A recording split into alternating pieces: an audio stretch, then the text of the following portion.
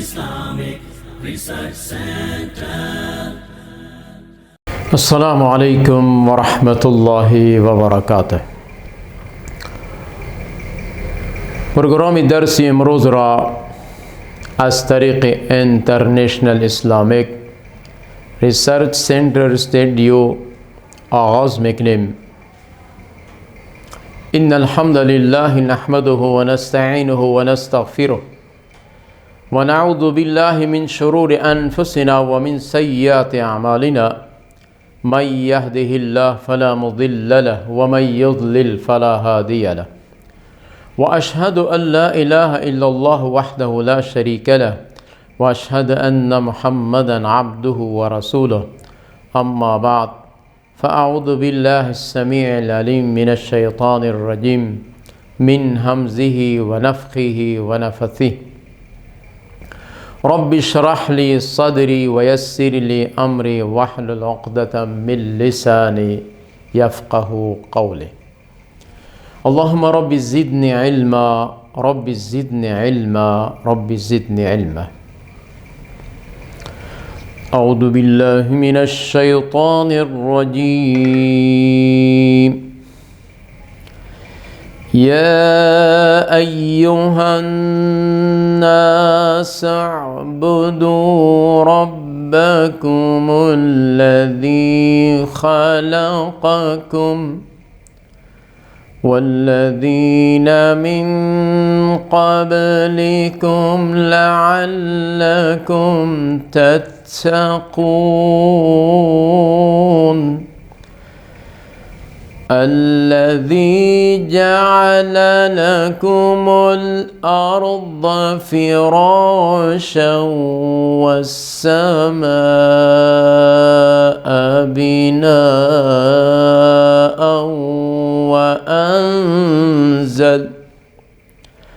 وأنزل من السماء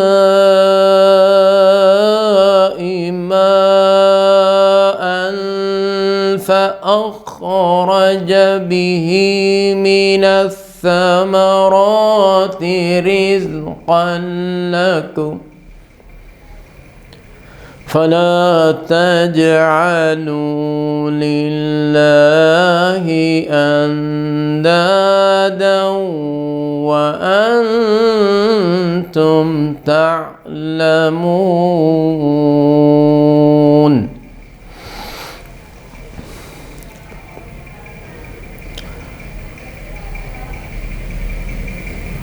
مرکزی دعوی سورة البقره دعوی توحید می باشد.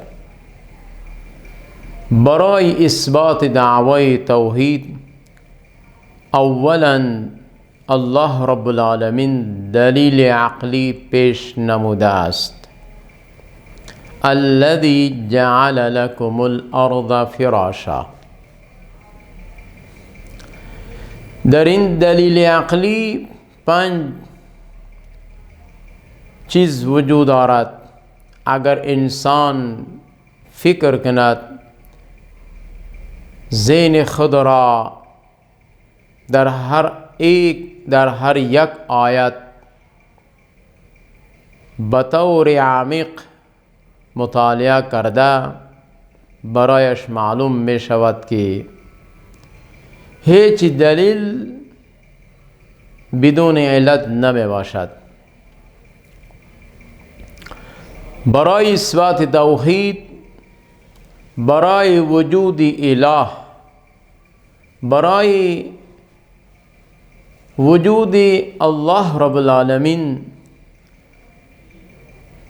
مخالفین، منکرین، دهریین مختلف سوال کردند از امام صاحبان.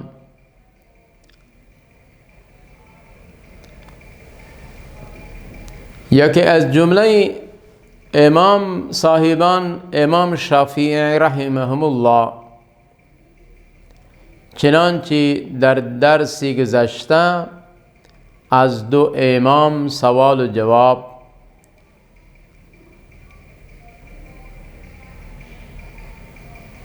بیان شد. واضح شد، آنها ثابت کردند که وجود الله است. از امام شافعی رحمهم الله چنین سوال کردند که برای وجود اله برای وجود الله شما چی دلیل دارید؟ امام شافعی رحمهم الله در جوابشان چنین اظهار نمود که شما یک درختی توت را مشاهده کنید، از برگ درختی توت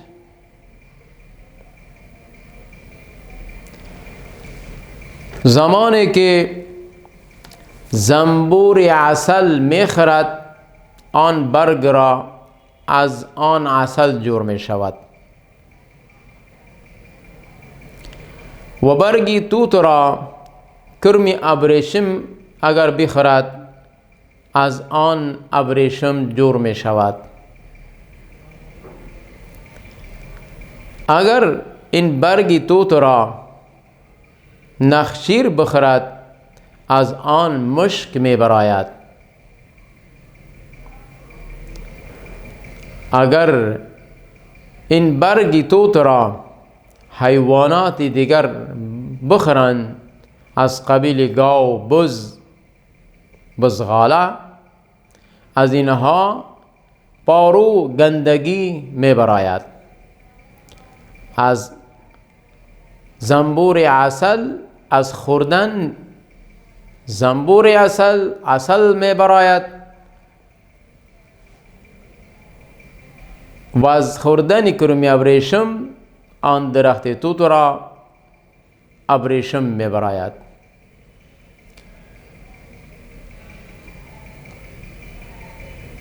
این رنگها، این ذائقه ها در میوجات که وجود دارند، اگر انسان فکر کند یک دریا است، یک جوی می باشد، از یک جوی، از یک آب در آن زمین را آب داده می شود، آب یاری می شود، درختها، نباتات و غیره انواعی که در آن زمین وجود دارند از آن جوی آب برایشان داده می شود. اما در آن باغ مختلف انواع از اقسام میوه‌جات می باشد، از قبیل انگور، سیب، زردالو، مختلف انواع. آنچه در زمین است ذائقه‌شان مختلف، رنگ‌هایشان مختلف، انواع‌هایشان مختلف. بعض آن کلان می باشد، بعض خرد می باشد، اما در حقیقت یک زمین است و آب هم از یک جوی می آید. برای هر میوه، هر اشیای خوردنی مختلف آب یاری، آبپاشی نمی شود. زمانی که یک زمین است و آب هم از یک جوی می آید، اشاره به این نکند که در زمین و آسمان یک اله وجود دارد که این تمام اشیاها را به مختلف رنگها و ذائقه‌ها، تلخ و شیرین، به انواعها، اقسامهای رنگارنگ به وجود میارد. یک اله، یک منتظم، یک تصرفات کامله، یک مختار کل در این کائنات وجود دارد. از خوردن برگ توت مختلف چیزها برآورده شد. اشاره به این است، دلیل بر این است که در این یک اله، یک معبود وجود دارد. اگر نه برگ یک است، برگ 2 3 4 نمی باشد، یا در اون توت انواعها شاخه های مختلف نمی باشد که یک شاخی از آن را زنبور عسل بخورد از او عسل براید، از یک شاخ دیگرش نخجیر بخورد از آن مشک براید، یا کرمی ابریشم از شاخ دیگرش استفاده بگیرد بخورد از آن ابریشم براید و غیره حیوانات. بلکه از آن درختی توت از برگش این زندجانه ها استفاده میگیرن، میخورن، مختلف اشیا، مختلف چیزهای خوردنی و برای فایده انسان به وجود می آید. اشاره است به این که یک اله موجود است، بر قدرت و توانای خودش این تمام انواعها را، این اشیاها را از یک اصل به مختلف انواع، به مختلف اشیاهای خوردنی غیر خوردنی تیار میکند، با وجود میارد. از امام احمد بن حنبل چنین سوال شده که آیا شما برای وجود اله چی دلیل دارید؟ امام احمد بن حنبل در جوابشان چنین ارشاد فرموده که شما یک قلعه را ببینید، آن قلعه بسیار مضبوط می باشد، 4 اطراف آن بند می باشد، بالا و پایین آن بند می باشد. در آن قلعه کدام سوراخی دروازه را، کدام خرابی را دیده نمی شود، انتهایی به شفاف صاف ستره دیده می شود. ناگهان امون قلعه یک طرفی از او میشکند، سوراخ می شود، از داخل آن یک جاندار همراه تمام اعضای سالم می براید.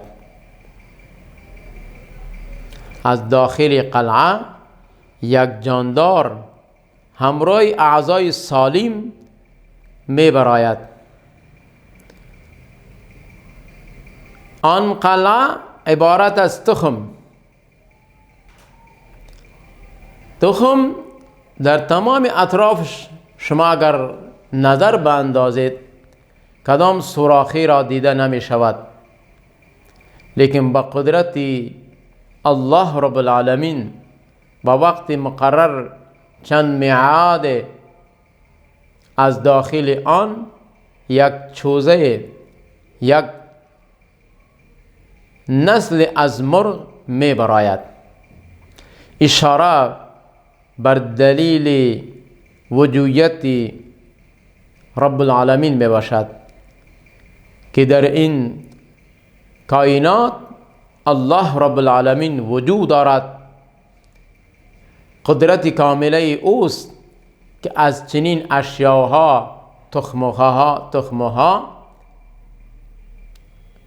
زندجانها می براید. قدرت کامله اوست، قدرت ذوالجلال و الاکرام است. باید که ما در این مسئله از نگاه قلب سلیم، از نگاه بصارت، از نگاه علم فرهنگ در تمام کره زمین انواعها، اشیاها که ما استفاده از آنها میگیریم، ذهن خود را، علم خود را در کار بیندازیم، تدبر کنیم، فکر کنیم که این چیزهایی را که ما از اینها استفاده میگیریم، میخوریم شب و روز، زندگی ما، جوانی ما، رفتار کردار ما، معاملات ما در معاشره، چه اقسامها، انواعها، چه کیفیتها، تبدیلها رو زن میشوند. اگر این همه حالات را ما پیش رو گرفته فکر کنیم، برای ما ثابت می شود که در این کائنات، در این دنیا یک اله، یک معبود وجود دارد.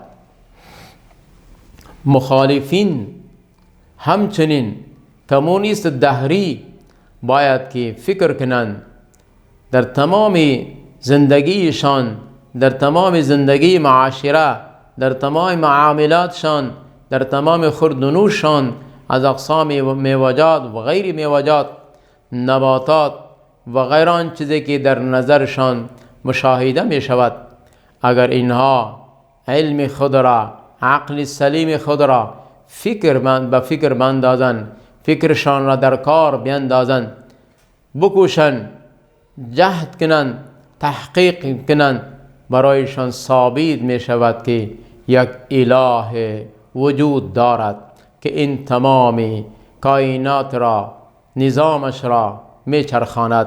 با قدرت، با قبضه و قدرت اوست، توانایی اوست و به هر قسمی که بخواهد می تواند که این نظام زمین آسمان را بچرخاند. بعد از دعوای توحید، الله رب العالمین تمام کره بشریت را در نزدش اعلان کرد که ای مردمان، ای انسانها، بپرستید خدایتان را،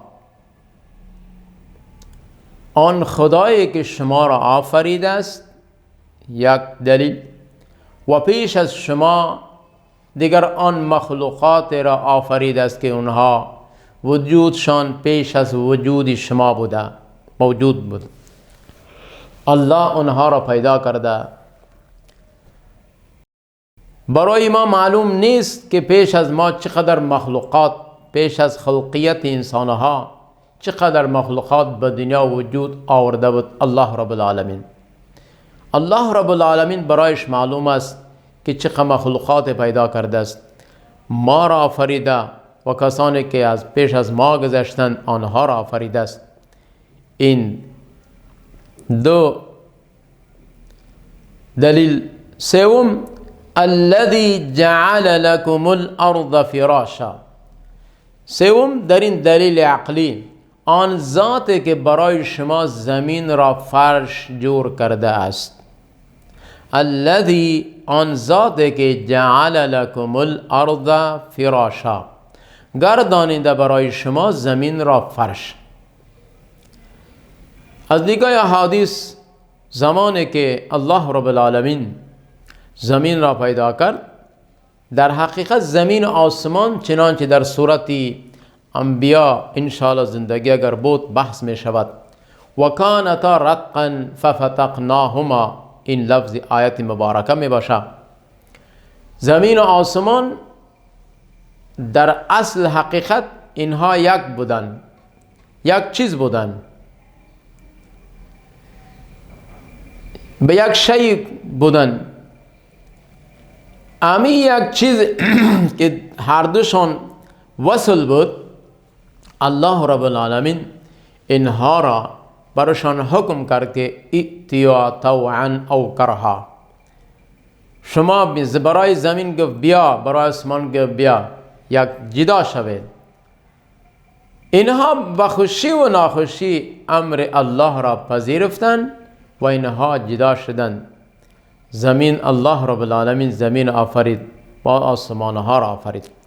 زمانی که زمین آفرید، این زمین به این شکلی که ما مشاهده میکنیم، در روی زمین زیست زندگی میکنیم، به این شکل نبود. زمین خیلی ناگوار بود که در بالای زمین گشت گذار کردن، سکونت، دیگر معاملاتی، کشت زراعت، تعمیراتی، این چیزها کرده نمیشد، چرا که زمین در حرکت بود. والارض بعد ذلك دحاها، اشاره به این است که بعد از پیدایش زمین را الله رب العالمین هموار کرد. والجبال ارساها، در بالای زمین کوها را میخ زد. زمان کوها را در بالای زمین میخ زد، زمین از حرکت اولیش استقرار سکون اختیار کرد. حرکتش کم شد. حرکت اگرچه از نگاه ساینسی حرکت وجود دارد، لیکن این وجود حرکت برای ما مشاهده نمی شود. حرکت زمین برای ما ظاهرا معلوم نمی شود. بنی آدم، علاوه از بنی آدم، هر آن چیزی که در روی زمین است، از انسان غیر انسان در روی زمین زندگی به سر میکند، زندگی خود را به طریق اعلی میگذارد. هر آنچه بخواهد در بالای زمین میتواند که کشت گذار، دیگر تعمیراتی، دیگر معاملات را انجام بدهد. لفظ فراش به این معنا، الله آن ذاتی است که برای شما زمین را فرش جور کرده است. فرش آن چیزی را گفته می شود که انسان در زیر پایش استعمال کند، در بالای زمین بنشیند، از او فایده بگیرد، بخوابد، پهلو یک تکیه بزند. هر آن چیزی که انسان فکر کند، تصور کند، آن را فرش گفته می شود. فرش همیشه از زیر می باشد.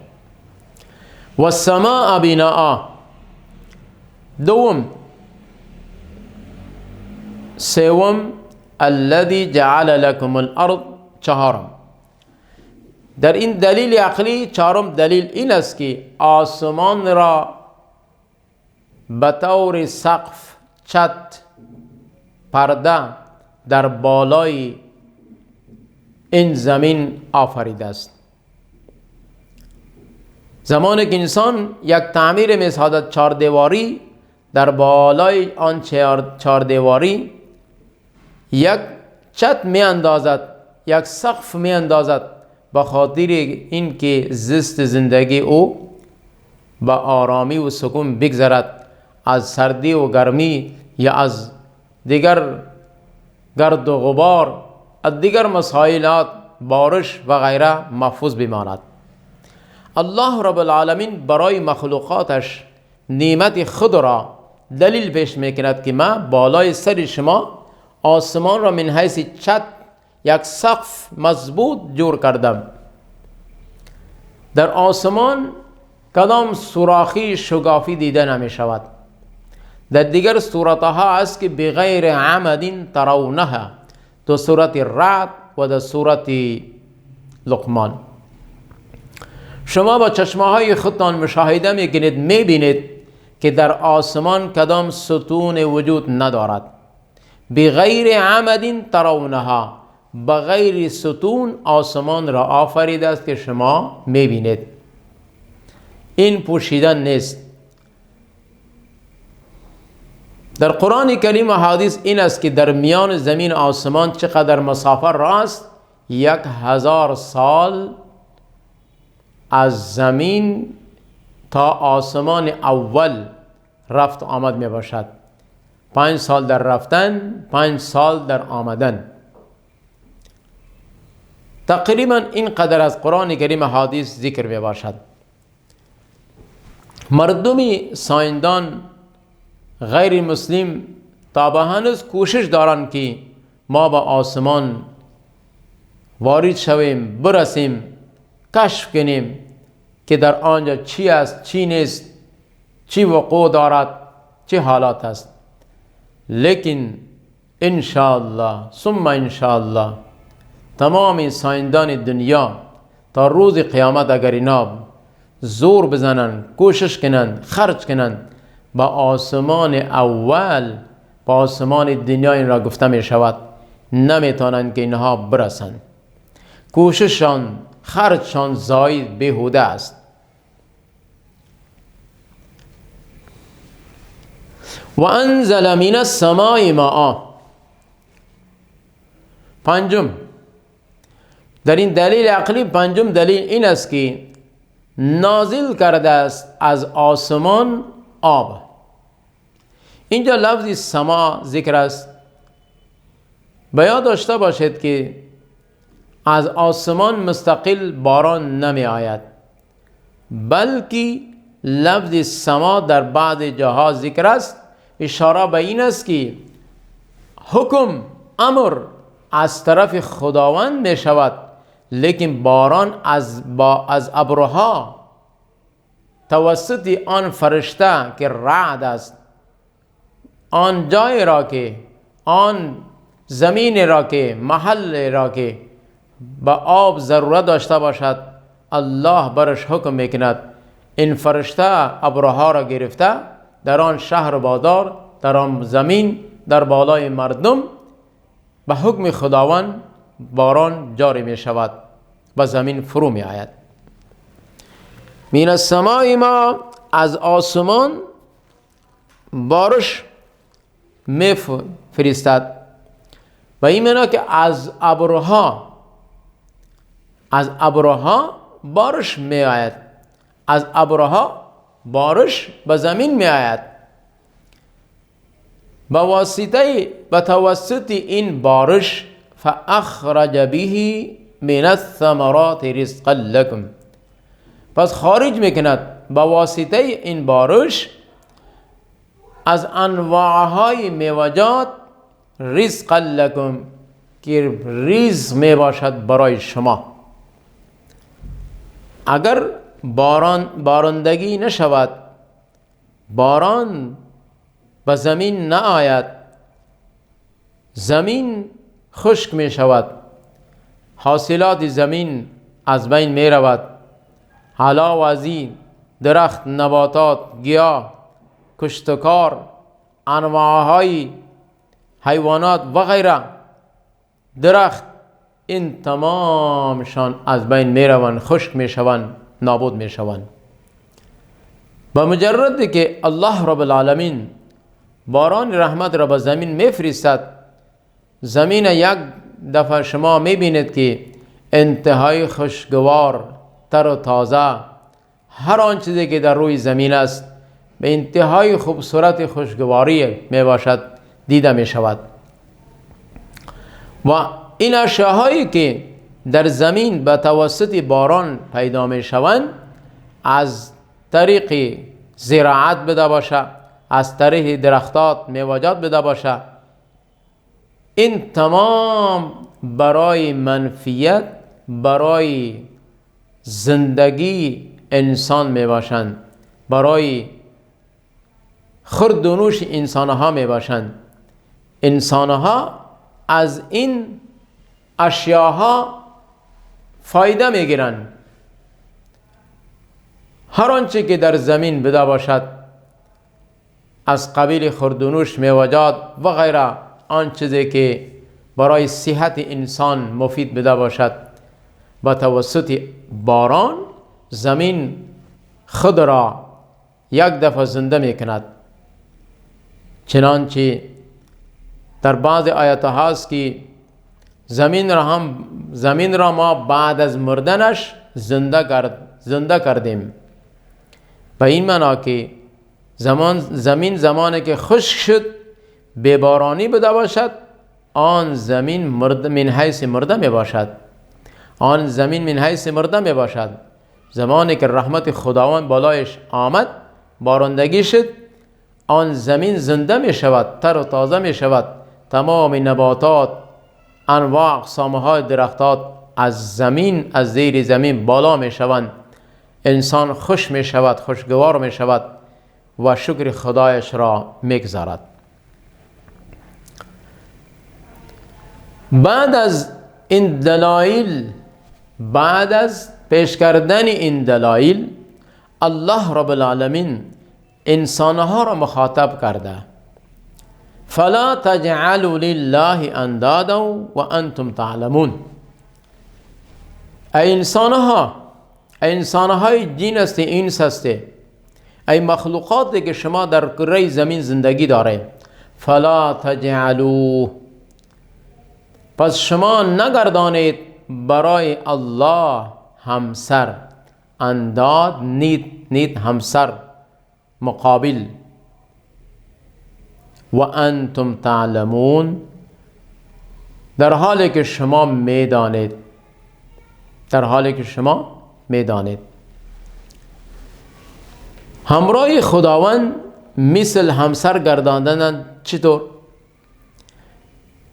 این اقسامها، این انواعها، این خلقیتهایی که در روی زمین وجود دارند، مخلوقات الهی که به نظر شما دیده می شوند، این صفت خاصه خداوند می باشد. این اختیارات از الله رب العالمین می باشد. هر آنچه که در روی زمین دیده می شود از انسانها و غیر انسانها اشاره به این است که الله رب العالمین تمام اشیاها را، آن چیزی که خوردنی بده باشد یا غیر خوردنی بده باشد، برای منفعت انسانها است، آفریده است، پیدا کرده است، در اختیارات انسان اینها را گذاریده است. بعد از این الله رب العالمین حکم نموده که هر آن چیزی که شما مشاهده میکنید، میخورید، در زمین من گشت و گذار میکنید، فایده میگیرید، باید که شما عبادت مرا بکنید، نه اینکه مقابل ما یک شخصی را، یک درخت را، یا آفتاب یا مهتاب را، یا انبیاء و رسول را، یا و غیره دیگر اشخاص را، یا کدام قبر را، یا بت را، سنگ را من حیث معبود جور کده، نظر نیاز عبادات را در غیر الله، در غیر من، در غیر اوصاف من، در مقابل من که شما آنها را من حیث کارساز خود جور کرده اید، از طرف ذهنیتهای خود جور کرده اید، برای آنها اگر شما نظر نیاز میکنید، عبادت میکنید، تعظیم میکنید، این ناجایز است، نادرست است. ما برای شما حکم میدهم که شما در مقابل من، همراه من، مخلوقات مرا من حیث کارساز، مشکل کشا، کار حاجت روا نسازید و ندانید. باید که شما عبادت را برای ما بکنید، چرا که من شما را آفریدم و قبل از شما دیگر مخلوقات ها را آفریدم. هر آن چیزی که در مشاهدات شما، در زندگی شما وجود دارد، ما برای شما آفریدم و شما را ما به خاطر عبادت خود آفریدم.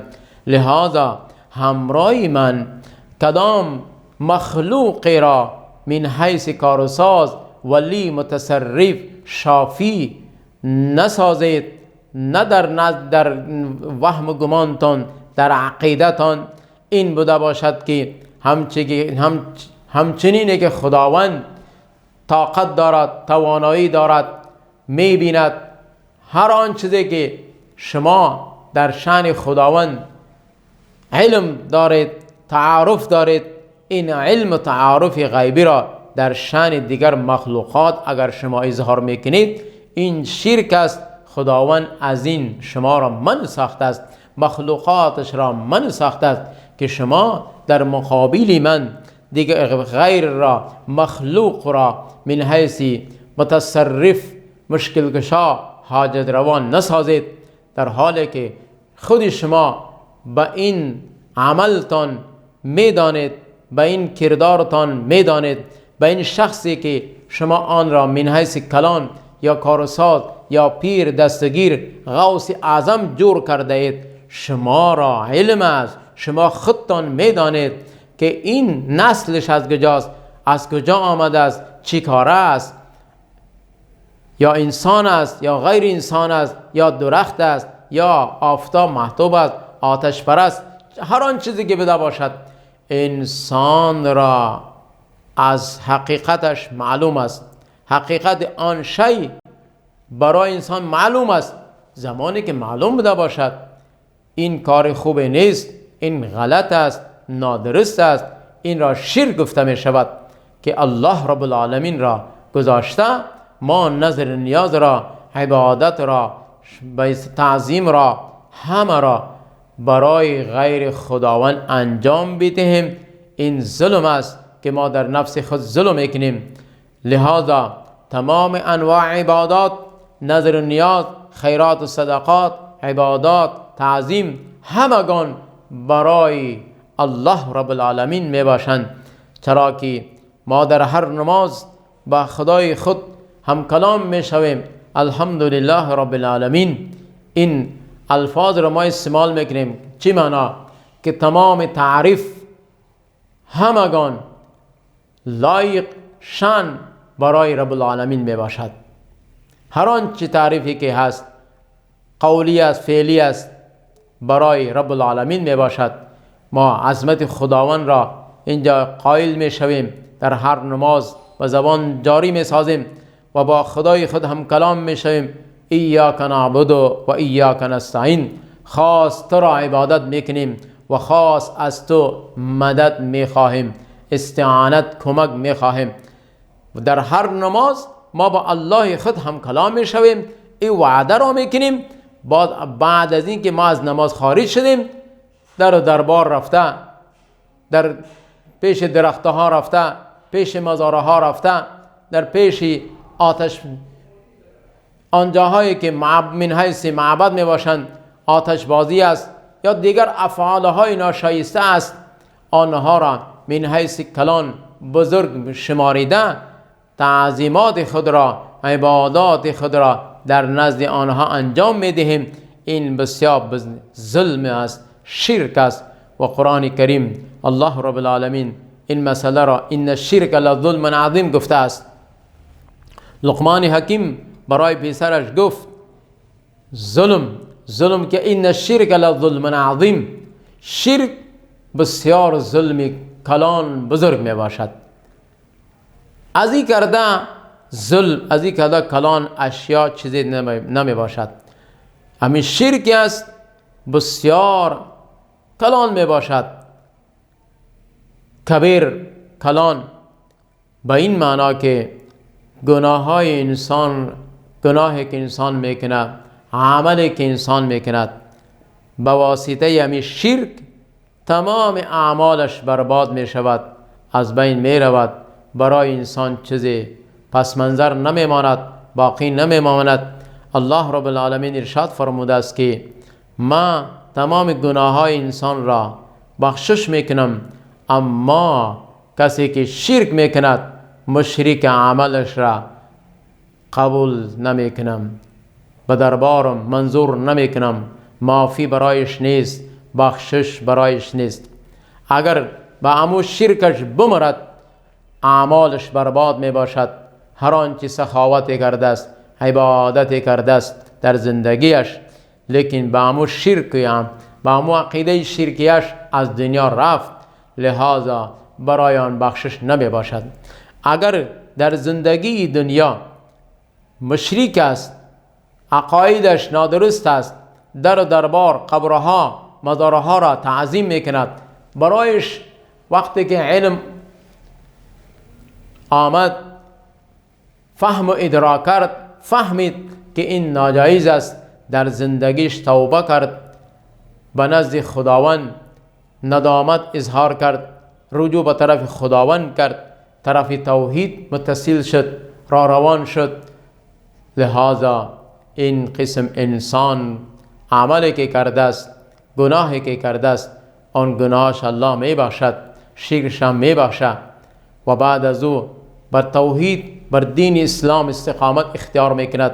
عملی که میکند عملش قابل قبول است در دنیا هم و در آخرت. و من الله التوفیق.